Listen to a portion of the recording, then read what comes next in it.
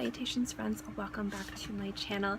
Today's video is going to be a fragrance first impression, and I'm going to be bringing you, excuse me as things fall on the ground, bringing you a first impressions on Roja Parfums. It's going to be the Gardenia Eau de Parfum. I'm really excited to bring this to you because it's kind of an interesting little fragrance, and I'll discuss that once we get into it. So yeah, if you guys want to know my first impressions on this fragrance, and then keep watching.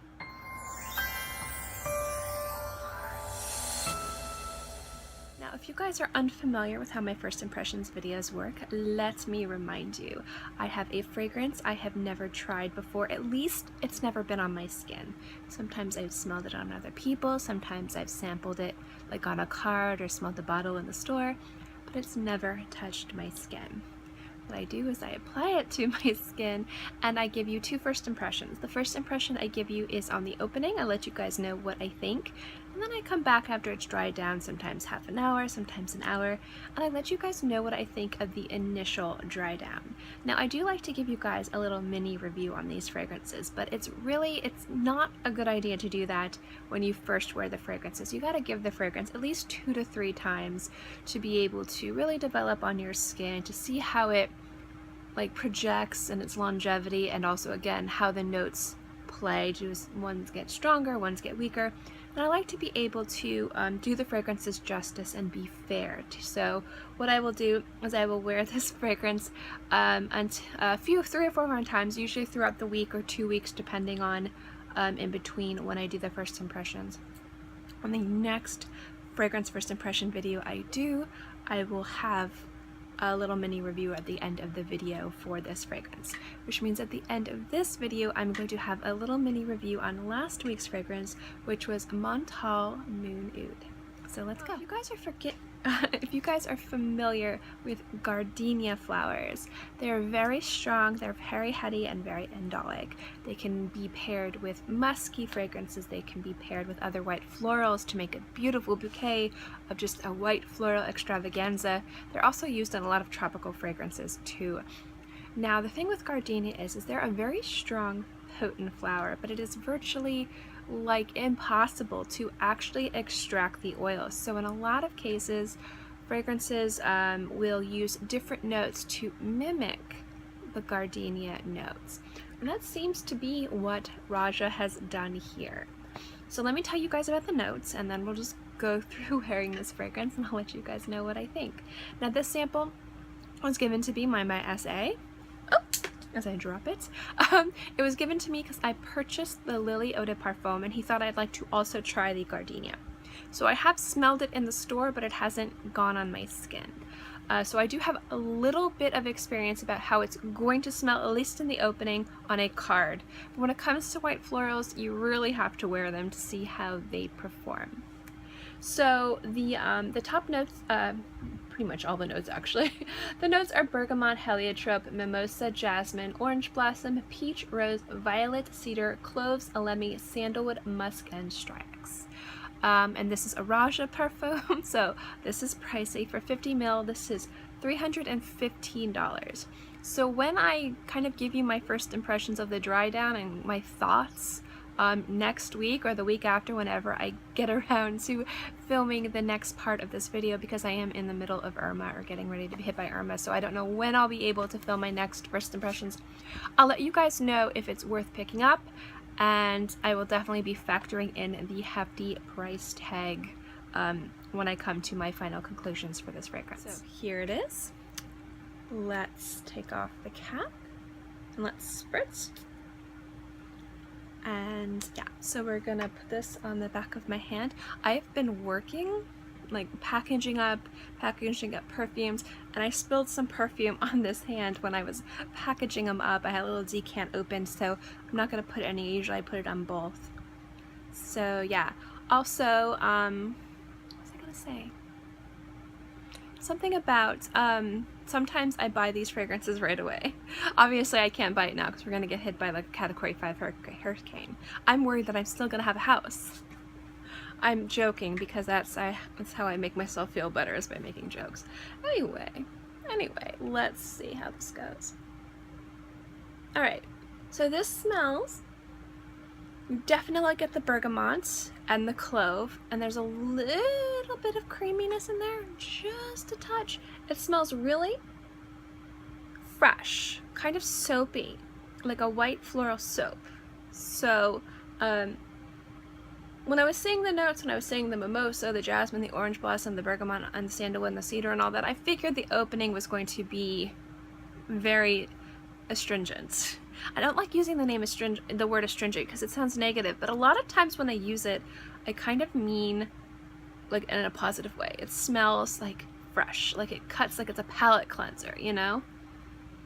So even now, even though it's only been like, 20 seconds, it's starting to warm up just a touch. So I'm gonna let this sit on my skin for probably like 20-30 minutes. White florals don't need too much time to develop on my skin.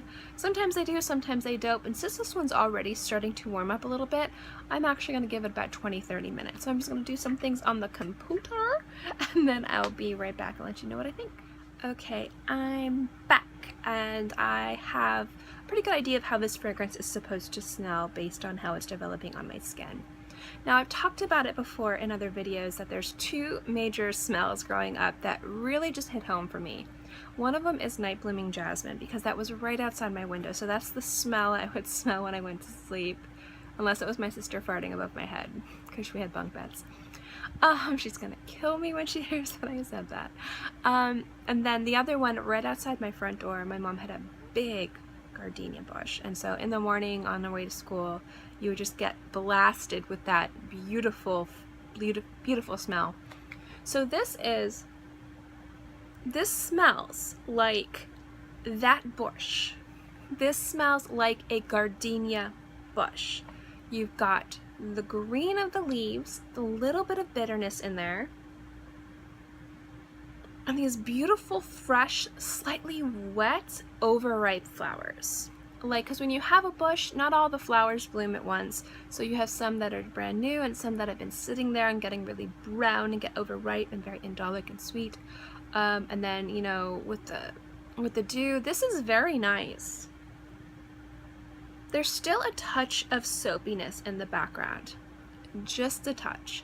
So I'm hoping that'll go away. If that goes away, this is a 10 out of 10 fragrance for a gardenia fragrance, because with gardenia sometimes it gets it's hard to find a really good fragrance that smells like a gardenia bush, and because that's a fragrance that I'm very, I love, because it reminds me of growing up and my mom and all that good stuff. I feel like this is something that I would wear a lot and it would make me really happy. It's making me really happy now, and that's hard to do considering my house is going to blow down. So I'm really liking this, but I feel that kind of soapy, astringent background is kind of cutting it. And it's not like a bitter greenness like you would get from a leaf. It does feel kind of like you poured like hand wash, like you washed your hands and your hands still smell like dish soap, and then you put your hands on the bush and then you're smelling the flowers and you're smelling the leaves and you're smelling the hand soap. I don't want that hand soap smell, but it's not bad. It's like an 8 out of 10 right now because of that. But if that goes away, if that wears away after an hour or two, this will be a 10 out of 10 must buy. So yeah, it also will depend on longevity, and it will also depend on projection as well, but smell wise it's a must buy if that weird astringent note goes away. So yeah, I'm really liking this so far, but I'm gonna definitely, I feel like this needs to dry down on my skin probably for an hour or two, and hopefully it'll last like 4 to 6 hours, so we will see. I will definitely be coming back to this and enjoy wearing this. All of my fragrances are boxed up right now, minus like 6, so this is definitely what I'm going to be reaching for and wearing in the midst of all this turmoil, which I find to be really funny, because if my house blows away and I have like nothing, I will still be wearing Roja, which is, to me, is just hilarious. Anyway, let me tell you guys what I thought about last week's fragrance. Now, last week's fragrance was Moon Oud from Montale, and I'm just gonna parrot what I said before. It's a beautiful rose patchouli oud combination, and initially it is a very strong oud rose patchouli combination, but what I really liked is that it took a while for this to come out, but once it did, it was really beautiful. Rose, oud, patchouli is one of my favorite combinations, and I love it. So I smell it and I'm like, yes, I love you, I'd buy you. But when there's so many of those out there, especially when Montale does so many different oud fragrances that have those 3 notes in there, you kind of want everything to be different. Now I'm just getting into Montale fragrances. So when I saw the leather and the vetiver, I was kind of hoping it would lighten it up, like make it a little bit more crisp, make it a little bit more clear, maybe a little bit more grassy. Kind of work on the patchouli and have it be grassy, and the leather would work really well with the oud, and then the rose would just be really nice and pretty. And I'm really happy to say that after I wore this on my skin, after about an hour or 2, it started to do that. And it lasted on my skin a nice long time, about 8 hours. So it developed exactly how I wanted this fragrance to develop. Became light, but not light for an oud patchouli rose fragrance, by all means. But it just had a little bit more clarity. You really got the grassiness and the smokiness of the vetiver. And you got the beautiful, beautiful leather notes in there, and those really played well with the oud and the patchouli, and it gave the rose a chance to shine. So I was really blown away by that fragrance. I really, really like it. It's something I would definitely add to my collection, so that gets a huge thumbs up from me. It was beautiful. So that's my thoughts on Moon Oud from Montale. So thank you guys so much for watching this video. I hope you enjoyed it. If you like my fragrance reviews, my fragrance first impressions, or just videos that I create in general, make sure to give this video a thumbs up. It lets me know to continue doing videos like this. And also don't forget to subscribe, because it's free and I'm free. And I put out new videos every Monday through Friday, sometimes on the weekends as well. So I always have something for you to watch. In any case, I hope you guys are all happy and healthy. Have a great day, month, year, whatever. And I'll see you next time. Bye!